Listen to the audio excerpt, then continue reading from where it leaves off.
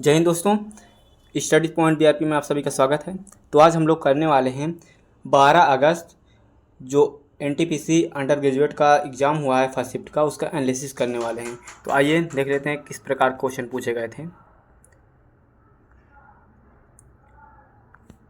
तो पहला क्वेश्चन पूछा गया था, हार्नबिल फेस्टिवल किस राज्य का है? तो हार्नबिल फेस्टिवल नागालैंड राज्य का है। नागालैंड राज्य का ही हार्नबिल फेस्टिवल।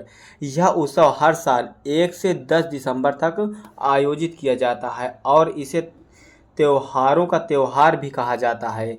यह त्यौहार नागालैंड की समृद्ध सांस्कृतिक विरासत को प्रदर्शित करता है और सभी नागा जनजातियों को एक साथ लाता है।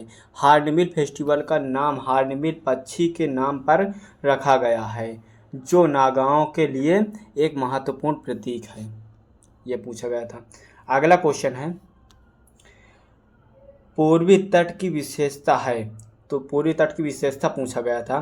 तो पूर्वी तट की मुख्य विशेषता है कि अपेक्षाकृत चौड़ाई है, बंगाल की खाड़ी के समानांतर चलता है और पूर्वी घाट और समुद्री के बीच स्थित है।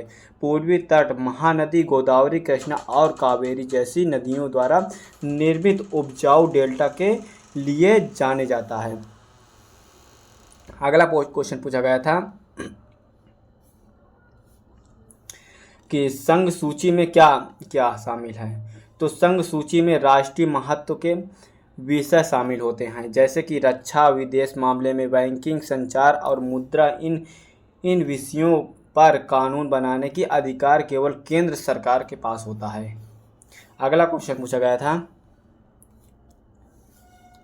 कठपुतली नृत्य किस राज्य का है? तो कठपुतली नृत्य राजस्थान राज्य का एक प्रसिद्ध लोक नृत्य है। यह एक पारंपरिक कला है जिसमें कठपुतली कलाकारों द्वारा विभिन्न पात्रों की गुड़िया बनाकर उन्हें नचाया जाता है। तो अगला क्वेश्चन पूछा गया था,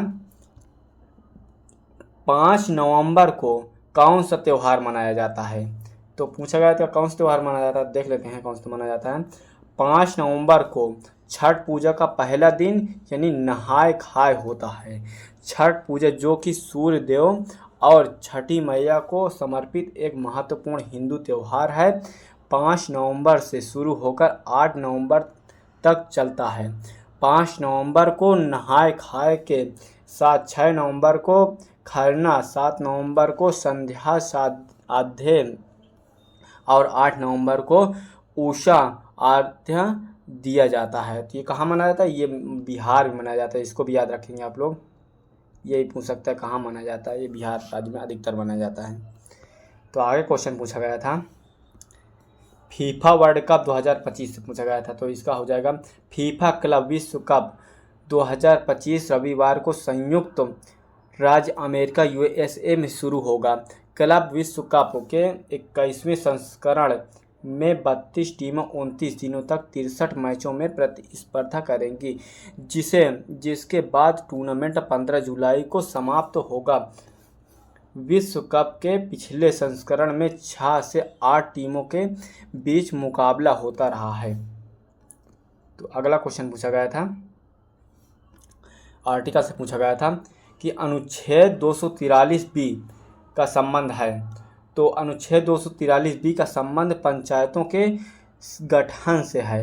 यह अनुच्छेद भारत के संविधान के भाग 4 में शामिल है और पंचायतों की त्रिस्तरीय संरचना का प्रावधान करता है। इस संरचना में ग्राम स्तर, मध्यवर्ती स्तर और जिला स्तरीय पर पंचायतें शामिल हैं। अनुच्छेद 243 ए में परिभाषाएं दी गई हैं, जिसमें जिला, ग्राम सभा आदि शामिल है। अनुच्छेद 243 बी में पंचायत के गठन का प्रावधान है, जिसमें त्रिस्तरीय पंचायत का राज का उल्लेख है। तो और आगे इससे जुड़े कुछ महत्वपूर्ण फैक्ट हैं, देख लेते हैं। अनुच्छेद 243C में पंचायतों की संरचना का वर्णन है, जिसमें राज्य विधानमंडल को पंचायतों की संरचना के लिए प्रावधान बनाने की शक्ति दी गई है।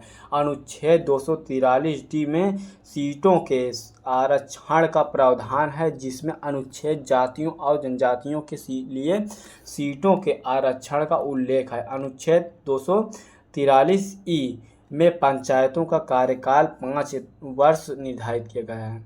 तो देख लेंगे, ये भी पूछे जा सकते हैं आगे आने वाले एग्जाम में। तो अगला क्वेश्चन भी आर्टिकल से पूछा गया था। अनुच्छेद 6 का संबंध पूछा गया था किससे है, तो देख लेते हैं किससे है अनुच्छेद 6 का संबंध। अनुच्छेद 6 का संबंध पाकिस्तान से भारत में प्रवास करने वाले कुछ व्यक्तियों के नागरिकता के अधिकारों से है। इसको याद रखेंगे आप लोग। गवर्नर जनरल का पद कब लागू हुआ, तो पूछा गया था कब लागू हुआ था। तो ये गवर्नर जनरल का पद 1773 के रेगुलेटिंग एक्ट के तहत बंगाल के गवर्नर के पद को बदलकर लागू हुआ था। इसके बाद 1833 में यह पद भारत के गवर्नर जनरल के रूप में बदल दिया गया था। आगे क्वेश्चन पूछा गया था कि चोल, चेर और पांड्य से संबंधित है। ये तीनों राजवंश दक्षिण भारत के प्राचीन राजवंश थे। संगम साहित्य में तीनों शासकों को मुवेनदार कहा गया है, जिसका अर्थ है तीन मुखिया। इन तीनों राजवंशों के अपने अपने क्षेत्र और सत्ता केंद्र थे।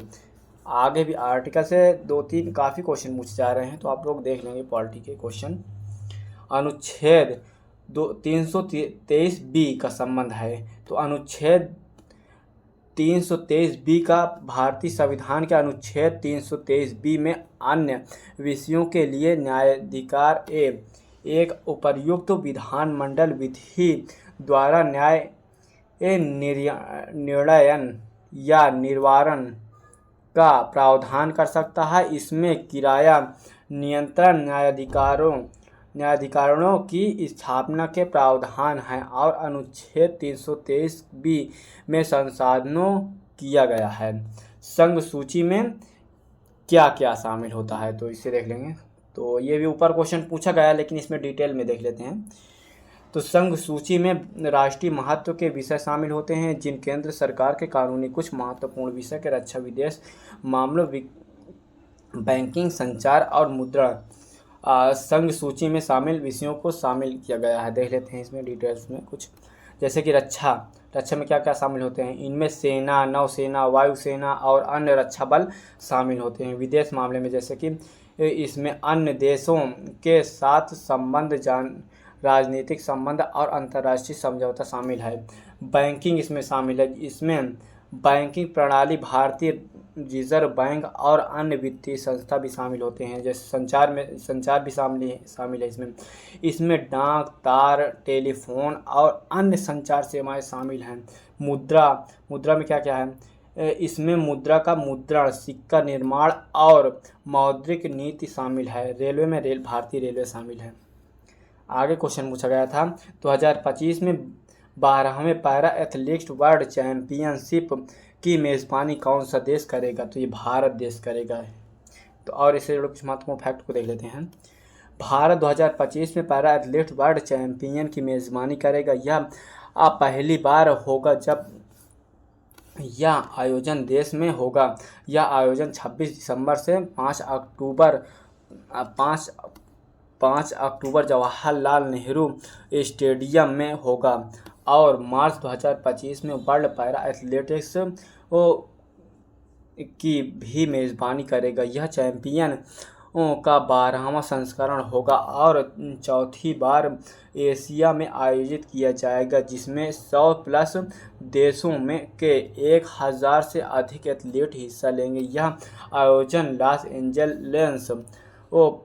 Los Angeles para athletics game 2028 के लिए महत्वपूर्ण है और भारत में विकलांगता के प्रति जागरूकता और समावेशिता को बढ़ावा देना की दिशा में एक कदम है। भारत ने 2023 में कोबे में आयोजित वर्ल्ड चैंपियन में 17 पदक जीते थे, जिसमें 6 स्वर्ण पदक शामिल थे। तो अगला क्वेश्चन पूछा गया था स्वतंत्रता के बाद रियासतों का भारत संघ में एकीकरण करने के लिए कौन जिम्मेदार थे? तो ये कौन जिम्मेदार थे? ये थे सरदार वल्लभ भाई पटेल जिम्मेदार थे। आइए इससे जुड़े कुछ महत्वपूर्ण फैक्ट को देख लेते हैं। भारत के प्रथम गृह मंत्री और उप प्रधानमंत्री के रूप में सरदार वल्लभ भाई पटेल भारत के एकीकरण में महत्वपूर्ण भूमिका निभाई। उन्होंने ब्रिटिश सरकार द्वारा भारत में आवंटित किए गए ब्रिटिश औपनिवेशिक प्रांतों को सफलतापूर्वक एक नए स्वतंत्र राष्ट्र के रूप में संगठित किया। सख्त नीति लागू करते हुए पटेल ने लगभग सभी देशों राज्यों को भारत में शामिल होने के लिए राज्यों के लिए नए स्वतंत्र राष्ट्र की राष्ट्रीय एकता के प्रति अपनी वासनाबद्धता के कारण उन्हें भारत के लौह पुरुष के उपनाम से भी जाना जाता है।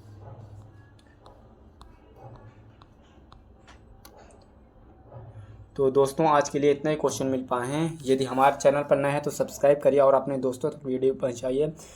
यदि इसकी PDF चाहिए तो हमारा टेलीग्राम से आप लोग जुड़ जाएंगे। हम इसका